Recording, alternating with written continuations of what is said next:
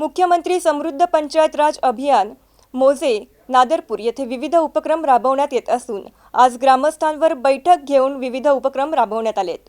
त्यामध्ये भारतीय सैन्य दलात लेफ्टनंट पदाची शपथ घेतलेले कुमार तन्मय पवार यांचा सत्कार करण्यात आलाय। त्यानंतर त्याने शाळेतील मुलांना मार्गदर्शन केले आणि मुलांशी संवाद साधलाय।